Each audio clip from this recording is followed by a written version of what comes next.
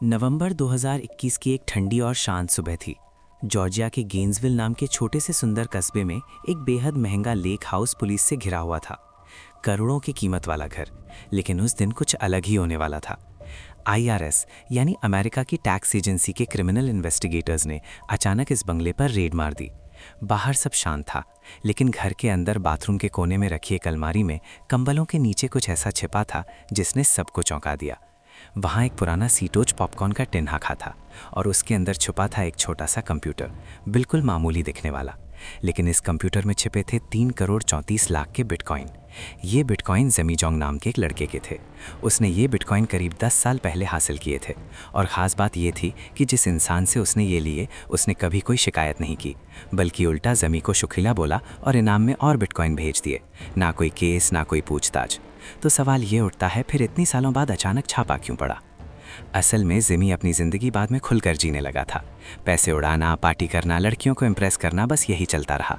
लेकिन फिर एक दिन उसने एक छोटी सी गलती कर दी। एक ऐसी गलती जिसने सरकार का ध्यान उसकी तरफ खींच लिया।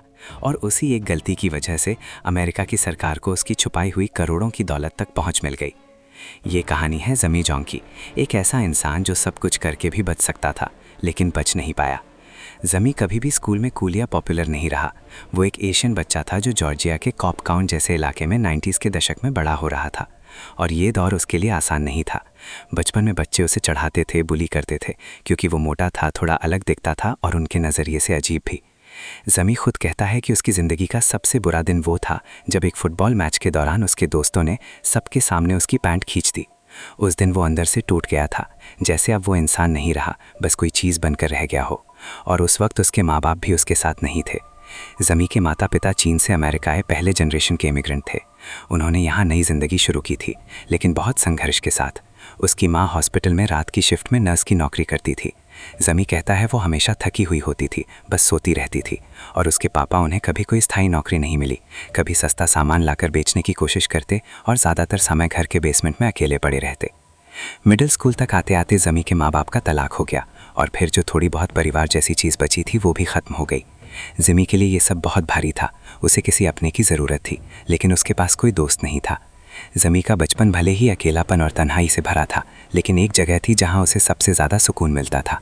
वो जगह थी उसके घर की ऊपरी मंजिल का छोटा सा कमरा।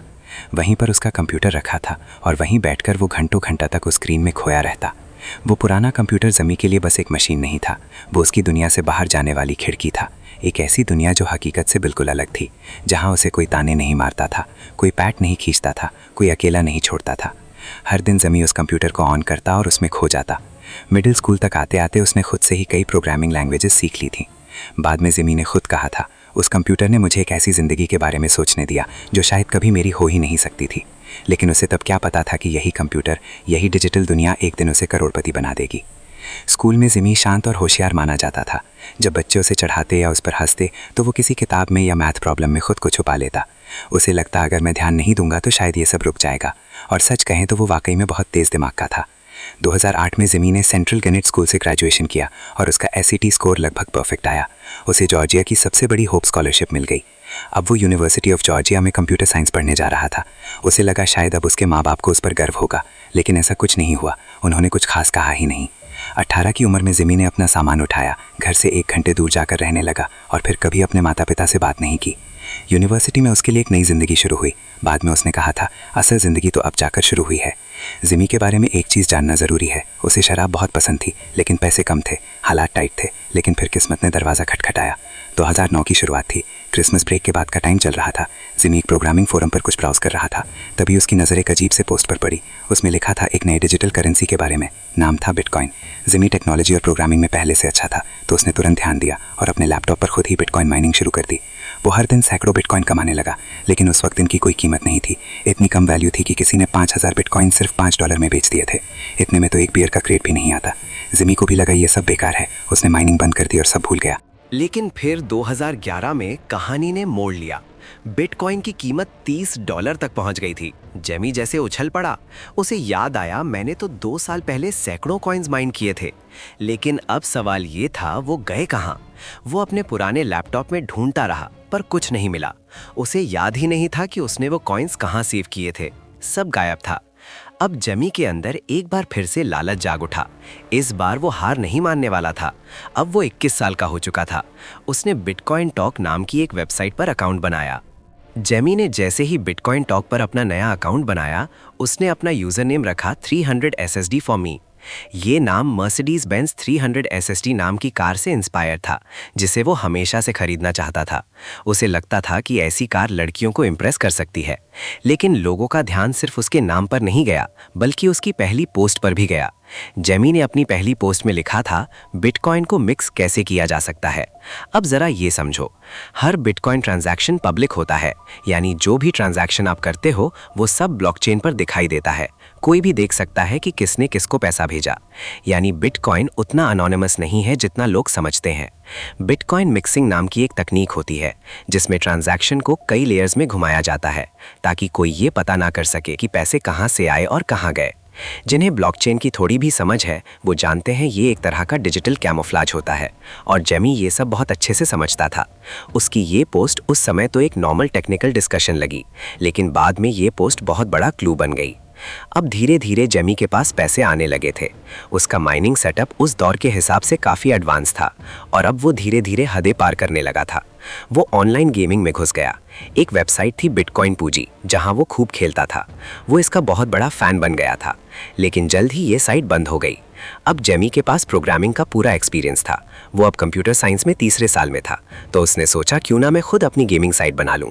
और फिर उसने बना दी एक अपनी खुद की वेबसाइट, जहां लोग बिटकॉइन से गैम्बल करते थे, और जेमी हर ट्रांजैक्शन पर फी काटता था। साथ ही साथ उसने माइनिंग भी दोबारा शुरू कर दी।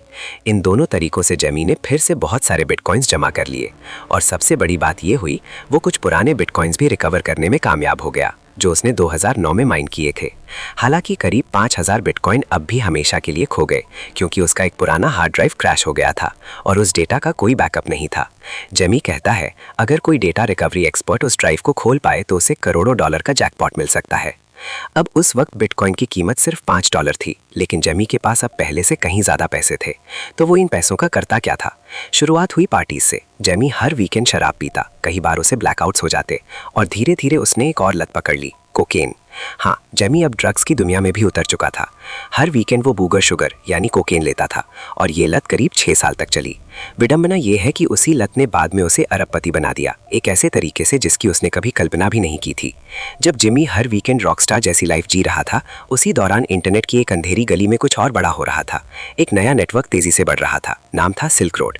एक ऐसी वेबसाइट जहां हर तरह की ड्रग्स खुलेआम बिक रही थी, बस पेमेंट बिटकॉइन में होता था। जिमी, जो हमेशा इंटरनेट पर एक्टिव रहता था, उसे सिल्क रोड के बारे में पता चलने में ज़्यादा वक्त नहीं लगा। थोड़े ही दिनों में उसने साइट का इस्तेमाल शुरू कर दिया, छोटे मोटे पर्सनल यूज़ के लिए। याद है ना, जेमी ने पहले बिटकॉइन मिक्सिंग पर पोस्ट की थी।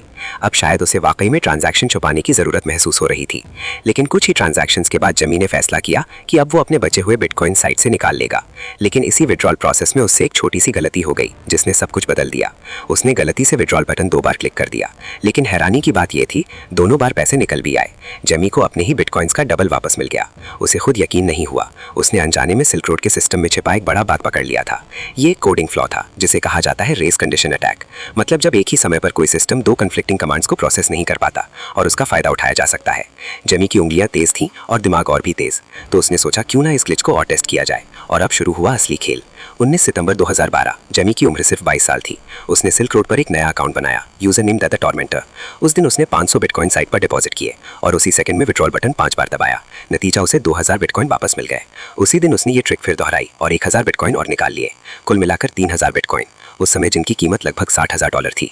जेमी जैसे 7वें आसमान पर था। उसे लगा भाड़ में जाए कॉलेज, ये तो मेरी पूरी फीस से भी ज्यादा है। लेकिन ये कोई इन्फिनिट मनी हैक नहीं था।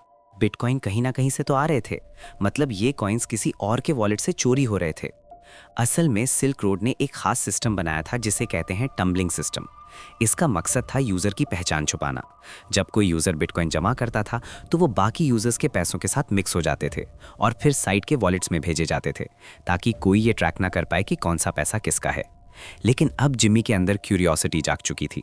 क्या मैं इससे भी ज्यादा निकाल सकता हूँ? अब जिमी वही करने लगा जिससे सिल्क रोड बचना चाह रही थी। वो खुद का एक ब्लॉकचेन ट्रैकर बनाने लगा जो सिल्क रोड के अंदर के पैसों को ट्रैक कर सके। मतलब सिल्क रोड जिस सिस्टम से अपने यूजर्स को बचा रही थी, जिमी ने उसी सिस्टम को उनके खिलाफ इस्तेमाल करना शुरू कर दिया। जिमी अब सिर्फ साइलेंटली हैक नहीं कर रहा था, वो इस पूरे एक्सपीरियंस के बारे में बिटकॉइन टॉक फोरम पर खुलकर पोस्ट भी करने लगा था। उसी वक्त फोरम पर किसी ने एक धमकी भरी पोस्ट डाली जिसमें एक बड़े बिटकॉइन एड्रेस का जिक्र था जिसमें करीब 5 लाख बिटकॉइन थे। उस वक्त इतने बिटकॉइन की कीमत थी करीब 5 मिलियन। लोग तरह तरह की अटकलें लगाने लगे। कईयों को लगा ये सिल्क रोड का एड्रेस हो सकता है, लेकिन जिम्मी को शक नहीं था, उसे पूरा यकीन था। उसने फोरम पर सीधा लिखा, मैंने मिक्सर को काफ़ी ध्यान से देखा है और ये सिल्क रोड से जुड़े होने के सबूत छुपाने में बिल्कुल नाकाम है। उसने ब्लॉकचेन एक्सप्लोरर की एक लिंक भी शेयर की और कहा कि लगता है ये लोग हर एक 2 दिन में करीब 500 बिटकॉइन इधर उधर भेजते हैं। जिम्मी को पता था कि अगर वो ब्लॉकचेन को ध्यान से ट्रैक करता रहे तो जैसे ही वो लोग अपने कॉइन्स को विड्रॉल पूल में डालें, वो पूरे के पूरे पैसे उड़ा सकता है। और उसने बिल्कुल यही किया।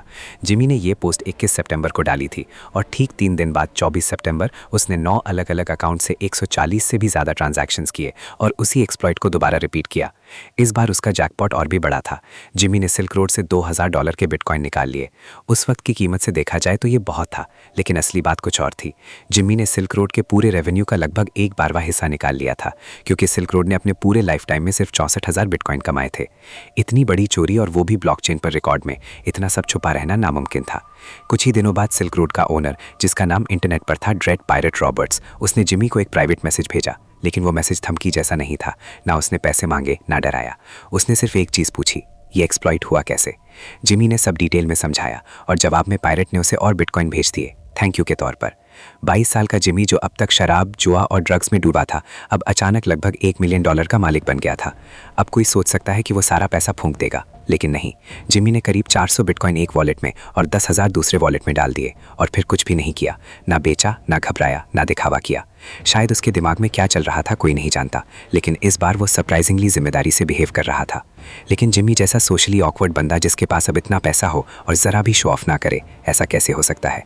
तो नवंबर 2012 में कॉइन्स मिलने के करीब 2 महीने बाद जिमी ने बिटकॉइन टॉक पर एक नया अकाउंट बनाया। इस बार उसका यूज़र नेम था लोडेड। ये अकाउंट सिर्फ एक ही मकसद के लिए था, दिखावा करना। और शायद ये उसी दिखावे की वजह से जिमी को पहला बड़ा नुकसान झेलना पड़ा। जिमी ने अपनी प्रोफाइल पर एक साइन मैसेज डाला। इस मैसेज में उसने लिखा था, बिटकॉइन मिलियनेयर, ब्रोकर और एसेट मैनेजर। ये सिर्फ एक दावा नहीं था। जिमी ने ये मैसेज उसी वॉलेट से साइन किया था जिसमें 400 बिटकॉइन रखे हुए थे।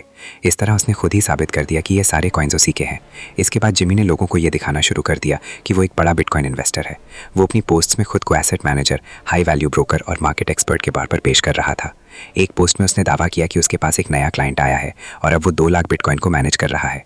एक दूसरी पोस्ट में उसने कहा कि वो इतने बड़े पैमाने पर बिटकॉइन बेच रहा है कि उसकी वजह से पूरी मार्केट क्रैश हो रही है।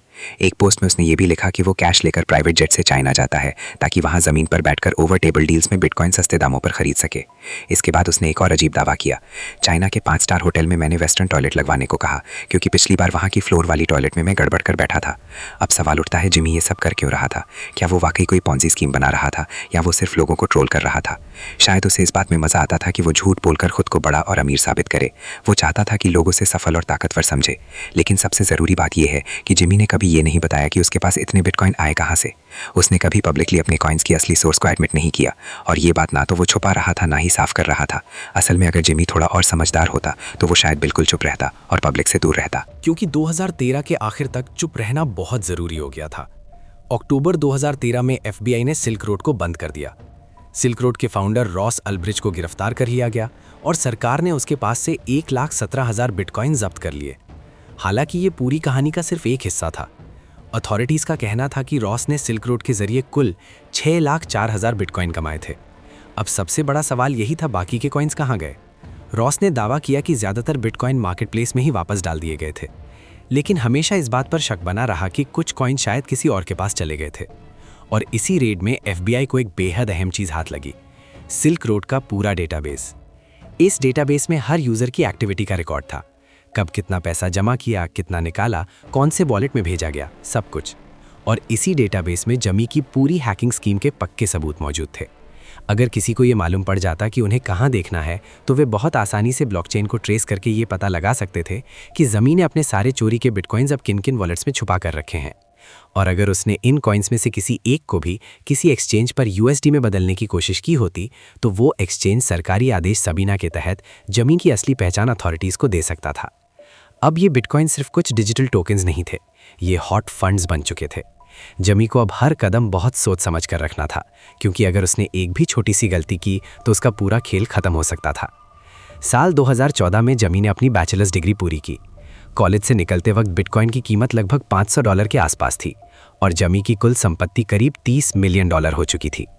अगर वो थोड़ी समझदारी से खेलता तो शायद उसे ज़िंदगी में कभी कोई नौकरी करने की ज़रूरत ही नहीं पड़ती। अब जमी के पास बहुत सारा वक्त और बहुत सारा पैसा था, इसलिए बोर्डम में उसने फिर से उन पुरानी चीज़ों की तरफ लौटना शुरू कर दिया जिनका सपना वो बचपन से देखता आया था। सबसे पहले उसने वही मर्सिडीज बेंज खरीदी जिसका सपना वो अपने बचपन से देखता रहा था। फिर उसने एथेंस जॉर्जिया में एक शानदार घर खरीदा। अगर आप कभी उस घर के सामने से गुजरते तो आपको उसकी मर्सिडीज गाड़ी ड्राइववे में खड़ी दिखती और घर की दीवारों पर जॉर्जिया बुलडॉग्स की साइंस मिलती। यही उसकी यूनिवर्सिटी की फुटबॉल टीम थी जिसका वो बहुत बड़ा फ़ैन था। लेकिन इन सारी चीज़ों से ज़्यादा जमी एक चीज़ ज़रूर चाहता था, लोगों को इम्प्रेस करना। वो अपने दोस्तों को मायामी के ट्रिप्स पर ले जाता, सारी पार्टीज़ का खर्चा खुद उठाता और कभी कभी उन्हें बिटकॉइन गिफ्ट में भी दे देता। जमी ने अपने पूरे जीवन में कभी कोई रेगुलर नौकरी नहीं की। सिर्फ एक बार 2009 की गर्मियों में उसने कुछ हफ्तों के लिए एक छोटी सी जॉब की थी जहां वो अलार्म सिस्टम्स इंस्टॉल करता था। बाकी पूरी ज़िंदगी उसने सिर्फ एक ही चीज़ से फंड की, बिटकॉइन बेचना। जैसे जैसे बिटकॉइन की कीमत बढ़ती गई, जमी को अपने पुराने कुछ डिसीजंस पर पछतावा होने लगा। उसे लगता था कि उसने घर कैश में खरीदकर गलती की थी, जिसमें उस वक्त 1000 से ज़्यादा बिटकॉइन खर्च हो गए थे। अब वही घर वो सिर्फ 300 बिटकॉइन में खरीद सकता था। यहाँ तक कि उसे ये भी अफसोस था कि कभी उसने बियर खरीदने के लिए कुछ बिटकॉइन सिर्फ $5 में बेच दिए थे। लेकिन इन पछतावों का उस पर कोई गहरा असर नहीं पड़ा। वो अब भी पार्टी करता रहा और जैसे जैसे समय बीतता गया, जमी और भी ज़्यादा प्लेजर चेजिंग में डूबता गया। उसके बिटकॉइन टॉक फोरम के पोस्ट्स भी धीरे धीरे कम होते चले गए। अब वो वहाँ सिर्फ कभी कभी नशे में धो धोकर कुछ लिखने आता था या फिर और किसी ज़्यादा हार्ड चीज़ के असर में। कई बार वो अपने लोडेड अकाउंट से पोस्ट करता और फिर खुद ही अपने पुराने मर्सिडीज बेंज वाले अकाउंट से उस पोस्ट पर रिप्लाई करता, जैसे वो खुद से ही बात कर रहा हो। सब कुछ धीरे धीरे अजीब होता जा रहा था। एक बार किसी ने मजाक में लिखा, बिटकॉइन की कीमत शायद इसलिए गिरी क्योंकि लोडेड गिरफ्तार हो गया। जमी ने रिप्लाई किया, अगर मैं कभी इतना स्लोपी हो गया तो मुझे अरेस्ट कर लेना और चाबी फेंक देना। काश उस यूज़र को पता होता वो सच्चाई के कितने करीब पहुंच चुका था। और यहाँ हम 2016 की उस अरेस्ट की बात नहीं कर रहे हैं, जब जमी को जॉर्जिया के एडीज कलन जॉन्स नाम के रेस्टोरेंट में एक ऑफ ड्यूटी कॉप ने गंगे साथों पकड़ लिया था। जमी उस वक्त किचन के छोटे से स्पून से एक वाइट पाउडर वाली बैग में डिप कर रहा था। और हाँ, ये घटना बिल्कुल सच है। जमी को उस ड्रग केस में सिर्फ 1 साल की प्रोबेशन की सज़ा मिली थी और कुछ समय बाद उस केस को पूरी तरह एक्सपंज कर दिया गया।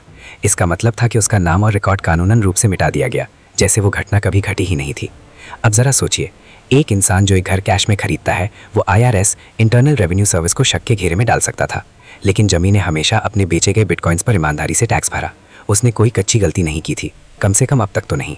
और सबसे बड़ी बात ये थी कि जमी ने जो बिटकॉइन बेचे थे उनसे अपने सारे पर्सनल खर्च चलाए थे।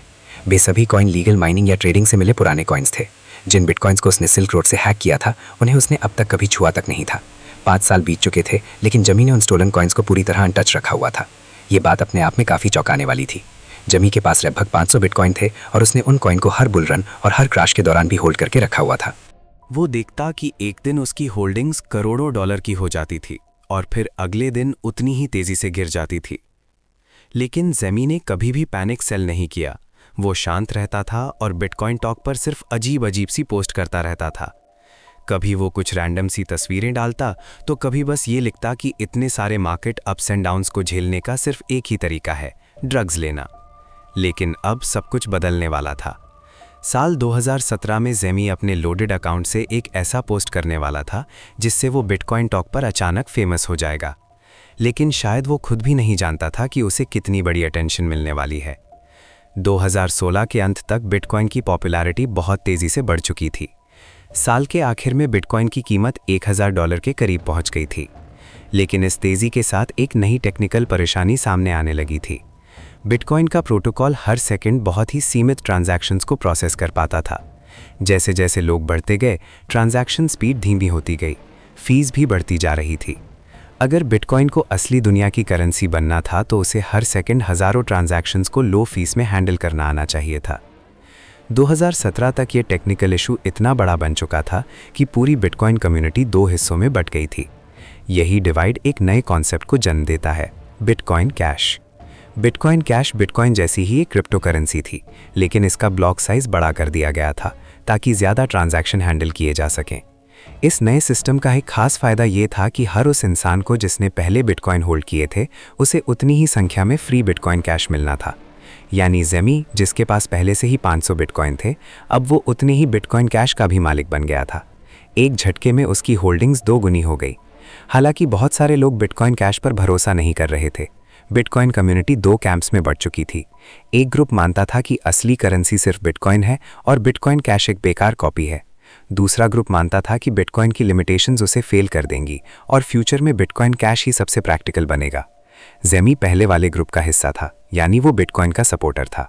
21 मार्च 2017 बिटकॉइन कैश लॉन्च होने से 5 महीने पहले जेमी ने अपने लोडेड अकाउंट से एक पोस्ट किया जो आज तक की उसकी सबसे चर्चित पोस्ट बन गई। उस पोस्ट में उसने रॉजर वॉर को टैग किया। रॉजर वॉर, जिसे बिटकॉइन जीसस भी कहा जाता है, एक अर्ली बिटकॉइन अडॉप्टर था और कई बड़ी क्रिप्टो कंपनियों में इन्वेस्टर भी। अब वो पूरी तरह से बिटकॉइन कैश का प्रमोटर बन चुका था।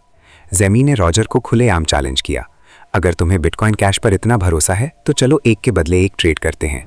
तुम अपने बिटकॉइंस दो, मैं तुम्हें उतनी ही मात्रा में बिटकॉइन कैश दूंगा। ये कोई मामूली प्रस्ताव नहीं था, ये एक स्पेक्युलेटिव ट्रेड था जिसकी उस समय की कीमत लगभग 60 मिलियन थी। बिटकॉइन टॉक पर लोग हैरान रह गए। जेमी को हीरो की तरह देखा जाने लगा क्योंकि वो बिटकॉइन कैश को ओपन चैलेंज दे रहा था। बिटकॉइन टॉक जैसी जगह जहां ज़्यादातर लोग हार्डकोर बिटकॉइन सपोर्टर्स थे, वहां ऐसा बोल्ड कदम उठाना बहुत बड़ी बात थी। लोगों ने रॉजर को रोस्ट करना शुरू कर दिया। अगर तुम सच में बिटकॉइन कैश को सुपीरियर मानते हो तो इस डील को एक्सेप्ट करो, वरना सबको लगेगा कि तुम ब्लफ कर रहे हो। ये पोस्ट इतनी तेज़ी से वायरल हुई कि बात रेडिट तक पहुंच गई। ज़्यादातर लोगों को यकीन था कि रॉजर कभी इस डील को एक्सेप्ट नहीं करेगा, लेकिन सबको चौंकाते हुए रॉजर ने डील के लिए हाँ कह दी। हाँ, उसने ये ज़रूर कहा कि उसे डील को प्रॉपरली सेटअप करने में 48 घंटे लगेंगे।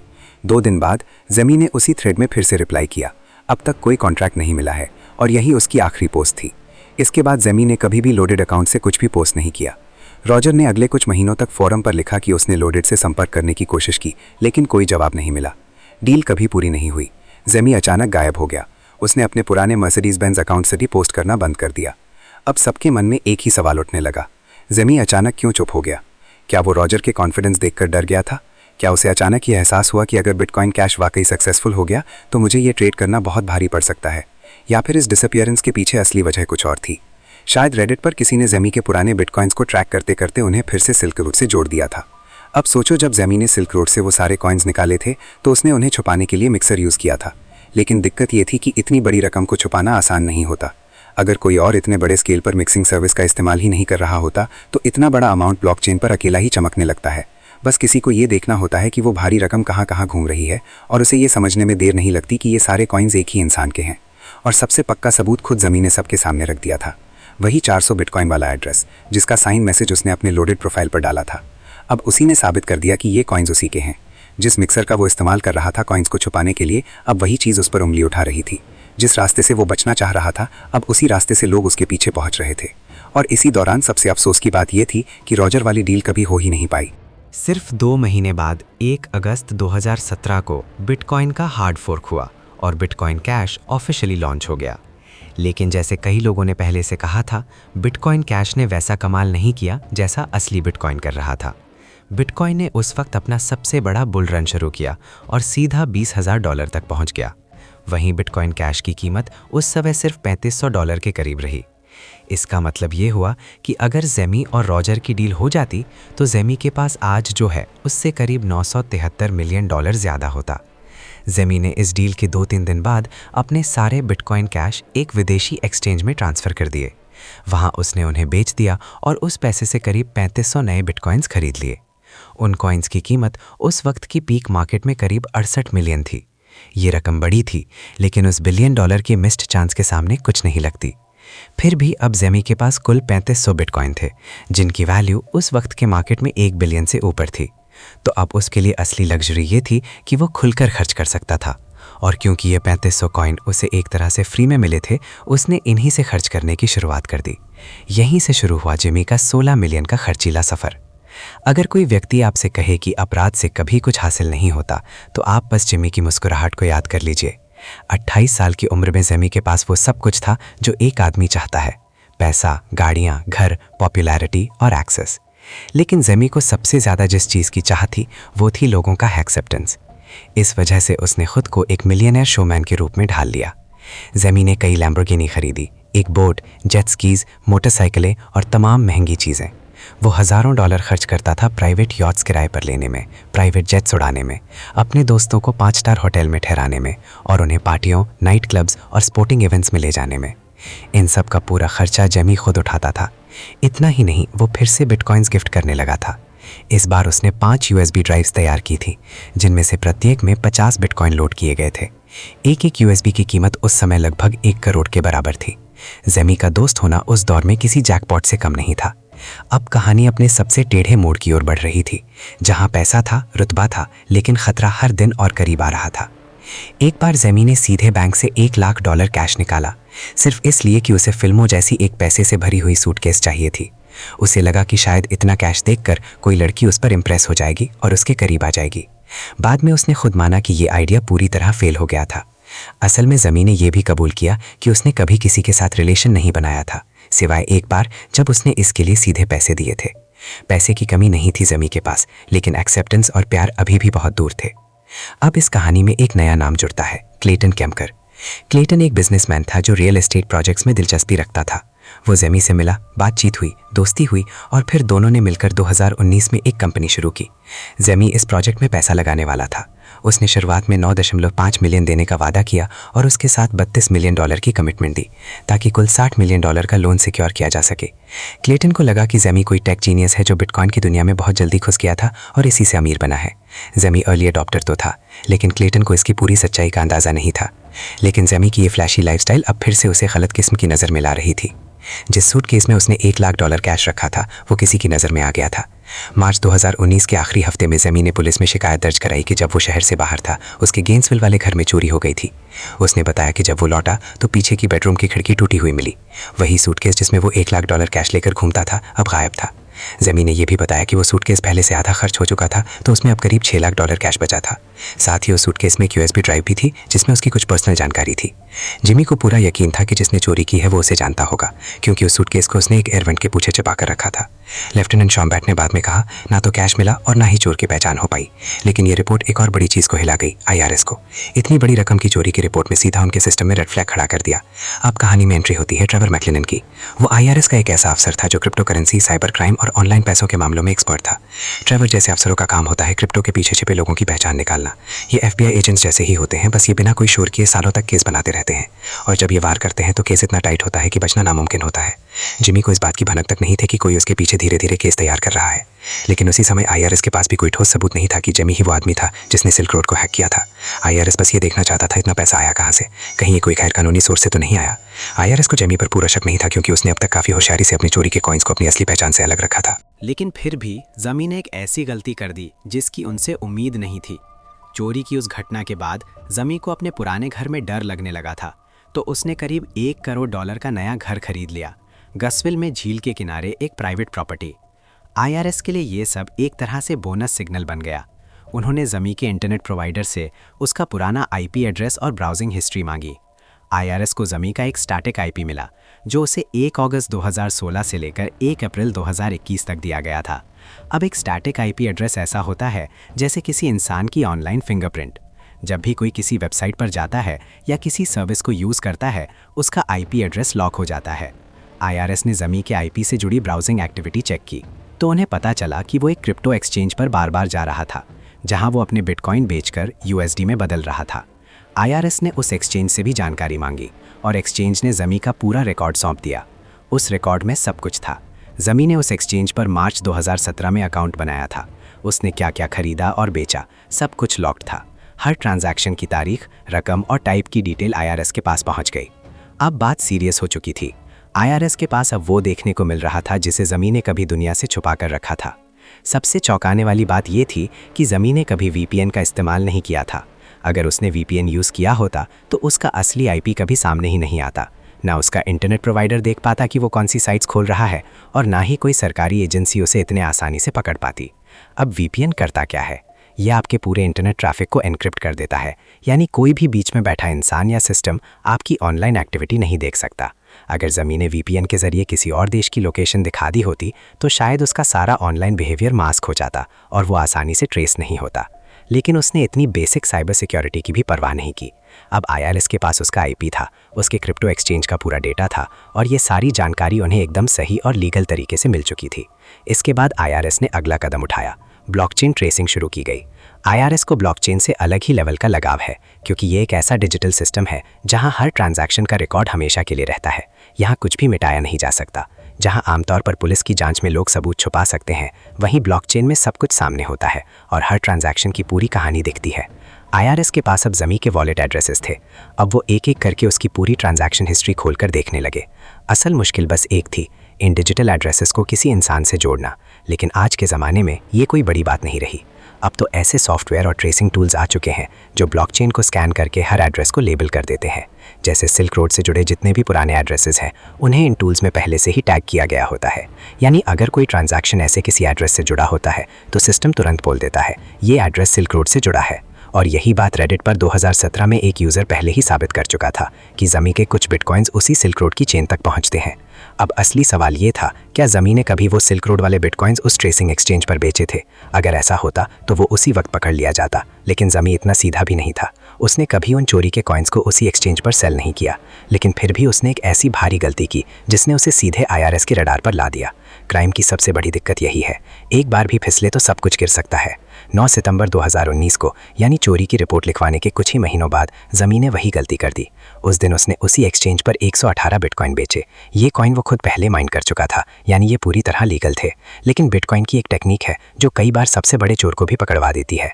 बिटकॉइन में हर एड्रेस को एक पिगी बैंक जैसा समझो। जब आप उसमें से कुछ पैसे निकालते हो तो पूरा पिगी बैंक फोड़ना पड़ता है। मतलब अगर किसी एड्रेस में 10 कॉइन्स हैं और आपको सिर्फ 6 चाहिए, तो सिस्टम 6 कॉइन सामने वाले को भेजेगा और बाकी 4 एक नए एड्रेस में वापस भेज देगा, जिसे कहा जाता है चेंज एड्रेस। ये नया एड्रेस अपने आप बनता है, लेकिन वो अब भी आपके ही कंट्रोल में होता है। ज़मी ने जब वो 118 बिटकॉइन बेचे तो जो थोड़ा सा हिस्सा बचा, करीब 0.77 बिटकॉइन, वो इस नए चेंज एड्रेस में चला गया। ये नया एड्रेस उसी वक्त बना था और IRS इन्वेस्टिगेटर ट्रेवर मैकलेनन को पहले से पता था कि ये नया एड्रेस ज़मी का है। यानी एक छोटी सी गलती ने ज़मी के वॉलेट का सीधा कनेक्शन उस एक्सचेंज से जोड़ दिया। फिर भी इस पॉइंट तक IRS को कोई सॉलिड सबूत नहीं मिला था कि ज़मी ही वो इंसान है जिसने सिल्क रोड से कॉइन्स चुराए थे। उनका शक था, लेकिन सीधी पकड़ नहीं बनी थी। लेकिन कहानी यहीं खत्म नहीं हुई। 24 नवंबर 2020 को ज़मी ने अपने पुराने सिल्क रोड वाले बिटकॉइन को दोबारा मूव किया। उसके पास जो एक बड़ा वॉलेट था जिसमें करीब 10,000 बिटकॉइन थे, अब उसने उसे तोड़कर 10 अलग अलग वॉलेट्स में बांट दिया। हर वॉलेट में 1000 कॉइन्स। यानी अब वो चोरी का सारा खजाना छोटे छोटे टुकड़ों में बांट रहा था, जैसे कोई आदमी अपने सबूत मिटाने से पहले उन्हें हिस्सों में बांट रहा हो। असल में 2020 तक IRS को ये नहीं पता था कि ज़मी का सिल्क रोड से कोई सीधा लेना देना रहा है। अब तक जो भी जांच चल रही थी वो सिर्फ उन्हीं बिटकॉइंस को लेकर थी जिन्हें ज़मी ने सामने दिखाया था। लेकिन सब कुछ बदल गया, बस एक पुराने एड्रेस की वजह से। 24 नवंबर 2020 को ज़मी ने अपने पुराने 10,000 बिटकॉइन वाले वॉलेट को 10 अलग अलग हिस्सों में बांट दिया। हर एक नए वॉलेट में 1000 बिटकॉइन रखे गए। वो अपने रियल एस्टेट प्रोजेक्ट के लिए बाकी बचे पैसे लगाने की तैयारी कर रहा था, इसलिए लग रहा था कि वो अब इन कॉइन्स को धीरे धीरे बेचने वाला है। 3 हफ्ते बाद उसने उन्हीं में से एक वॉलेट को और छोटे छोटे हिस्सों में बांटा। एक हिस्से में 500 बिटकॉइन और बाकी 2 में 250-250। लेकिन यहीं उसने एक बड़ी गलती कर दी। इस बार जो ट्रांजैक्शन उसने की उसमें एक पुराना एड्रेस फिर से इस्तेमाल हो गया। वो वाला एड्रेस जो उसने पहले अपने असली नाम से जुड़ी एक्टिविटी में यूज़ किया था। यानी पहली बार ज़मी ने अपने असली पहचान वाले वॉलेट को उन कॉइन से जोड़ दिया जिन्हें वो सालों से छिपाता आ रहा था। वो गलती जिसे वो 8 साल से बचता आ रहा था, अब सामने आ गई थी। ट्रेवर मैकलिन को ये ट्रेस मिल गया। शुरुआत में शायद उसे लगा कि उसे ज़मी का बस कोई बड़ा वॉलेट मिला है, लेकिन जैसे जैसे वो ब्लॉकचेन के रिकॉर्ड्स को एक एक करके पीछे ले गया, उसे कुछ बड़ा दिखने लगा। जितना वो पीछे जाता उतना ही कॉइन का नंबर बढ़ता गया। अंत में वो पहुंच गया उस एड्रेस तक जिसे IRS ने 2013 में सिल्क रोड से जुड़ा मानकर फ्लैग किया था। अब बात बस छुपे हुए पैसे की नहीं रह गई थी। अब ये मामला एक बहुत बड़े राज की शक्ल ले चुका था। अब साल था 2021 और बिटकॉइन की कीमत 61,000 तक पहुंच चुकी थी। जब ट्रेवर ने उस पूरे स्टैक की वैल्यू देखी तो वो $3 अरब से भी ज़्यादा बैठ रही थी। अब असली सवाल उठा, ज़मी कौन है? क्या वो सिल्क रोड का कोई छिपा हुआ पार्टनर था? क्या वो रॉस उल्ब्रिज का कोई भरोसेमंद साथी था, या फिर कोई और चेहरा जो अब तक पर्दे के पीछे था? इन सवालों का जवाब चाहिए था और वो सिर्फ ज़मी ही दे सकता था। इस ट्रेसिंग के कुछ ही महीनों बाद अधिकारियों ने उसके दोनों घरों पर रेड की। उसके झील किनारे वाले घर में एक फ्लोर सेफ में 7 लाख कैश और 25 कैसियस कॉइन्स मिले। जिनकी उस वक्त की कीमत लगभग 174 बिटकॉइन थी। लेकिन सबसे चौंकाने वाली चीज़ मिली बाथरूम की अलमारी में एक चीटोस पॉपकॉर्न का डिब्बा, जिसके अंदर एक छोटा कंप्यूटर छुपा हुआ था। उसी में जेमी के सारे बिटकॉइन थे। जेमी को गिरफ्तार कर लिया गया, उसका सारा सामान जब्त कर लिया गया, लेकिन कॉइन्स अभी भी वहीं थे, अनटच्ड, एक इनक्रिप्टेड वॉलेट में। उन्हें खोलने के लिए ज़रूरत थी सिर्फ एक की, और वो की जेमी के दिमाग में थी। कई हफ्तों तक ऐसा लगा कि सरकार को वो कॉइन्स नहीं मिलेंगे। जेमी ने चुप्पी साध रखी थी, लेकिन 6 महीने जेल में रहने के बाद वो टूट गया। 25 मार्च 2020 को देखा गया कि जेमी के वॉलेट से 5 बड़े ट्रांसफ़र हुए सीधे सरकार के एक एड्रेस की तरफ। अब असली सवाल उठा, जेमी पर केस किस बात का था? उसके वकील कोर्ट में बोले, यहाँ किसी को कोई नुकसान नहीं हुआ है। ध्यान रहे, सिल्क रोड के बनाने वाले रॉस उल्ब्रिज, जिसने खुद जेमी को एक बार शुक्रिया कहा था, वो अब उम्र भर की सज़ा काट रहा है, और वो भी बिना किसी रिहाई की उम्मीद के। अगर जेमी चाहकर भी वो सारे बिटकॉइन रॉस को वापस देना चाहता तो वो भी गैरकानूनी होता। यहाँ सबसे दिलचस्प बात ये थी, केस जेमी के नाम पर नहीं था, बल्कि रॉस के नाम पर था। 2015 में रॉस को सज़ा सुनाते वक्त जज ने ये बात साफ कर दी थी कि सिल्क रोड से जुड़े जितने भी बिटकॉइन सिस्टम से गुजरे, वो सब सरकार के हिसाब से उसी क्राइम का हिस्सा है। यानी अगर किसी ने बाद में जाकर भी ऐसे किसी कॉइन को खरीदा तो सरकार का दावा उन पर भी बनता है। जेमी से जो 5,51,680 बिटकॉइन बरामद किए गए, उनकी कीमत उस वक्त 3.4 अरब डॉलर थी। और हैरानी की बात यह थी, इतने सालों में जेमी ने उसमें से सिर्फ 1% खर्च किया था, और वो भी तब जब बिटकॉइन की कीमत इतनी ज़्यादा नहीं थी। लेकिन अब उसके पास पूरी रकम नहीं थी, तो सरकार ने उसके पास की हर एक चीज़ जब्त कर ली। 27,000 डॉलर कैश, पुराने लीगली बेचे गए बिटकॉइन, उसकी प्रॉपर्टी, और यहाँ तक कि उसकी रियल एस्टेट कंपनी में जो हिस्सा था वो भी ले लिया गया। कोर्ट में जेमी ने कहा, मुझे पता था मैं गलत कर रहा हूँ, लेकिन मैंने खुद को यही समझाया कि सब ठीक है। यह सब मुझे ज़रूरी और किसी काबिल जैसा महसूस कराता था। उस वक्त जेमी की उम्र थी 33 साल। जज ने उसे 1 साल और 1 दिन की सज़ा सुनाई। आरोप था मनी लॉन्ड्रिंग। जज का कहना था, यह पूरा मामला बेहद चालाकी से अंजाम दिया गया। उन्होंने कहा, आज का पीड़ित भले एक क्रिमिनल सिस्टम हो, लेकिन यही तरीका अगर किसी असली बिजनेस पर लागू हो जाए तो उसका भी बहुत नुकसान हो सकता है। जेमी ने बताया कि उसकी गिरफ्तारी के बाद उसके दोस्त, सबसे अच्छे दोस्त, उससे दूरी बना चुके हैं। दोनों को नई नौकरियां मिल गईं, और शायद अब वो इसलिए नहीं लौटे क्योंकि जेमी अब वो अमीर लड़का नहीं रहा। और सबसे बड़ी मार, अब जेमी को जब्त किए गए बिटकॉइन पर टैक्स देना है। लाखों नहीं, हज़ारों डॉलर हर साल। वो खुद से एक सवाल बार बार पूछता है, जब सब कुछ चला गया है और अब कोई साथ भी नहीं, तो क्या बचा है ज़िंदगी में? अब जेमी लाइफ और ऊबर चलाता है। अभी वो किसी बड़ी स्कीम का मास्टरमाइंड नहीं, बस एक और ड्राइवर है जो अपने अगले राइड के नोटिफिकेशन का इंतज़ार कर रहा है। ये केस अमेरिका के इतिहास में दूसरे नंबर की सबसे बड़ी बिटकॉइन नकदी है, और पहली कौन सी थी, वो किस्सा कभी और। अगर ये केस आपको चौंकाने वाला लगा हो तो एक लाइक ज़रूर करें। आपका क्या सोच है, नीचे कमेंट में ज़रूर बताइए। और ऐसी ही सच्ची और हैरान कर देने वाली क्राइम स्टोरीज़ के लिए सब्सक्राइब कीजिए कहानी वाईटी। आपको ये कहानी कैसी लगी, कमेंट सेक्शन में लिखकर ज़रूर बताएं। ये तो सिर्फ शुरुआत है, असली कहानियाँ अभी बाकी हैं। ऐसे ही अनोखे किस्से चाहते हो तो द यूनिक को सब्सक्राइब करना मत भूलना। मिलते हैं नेक्स्ट वीडियो में।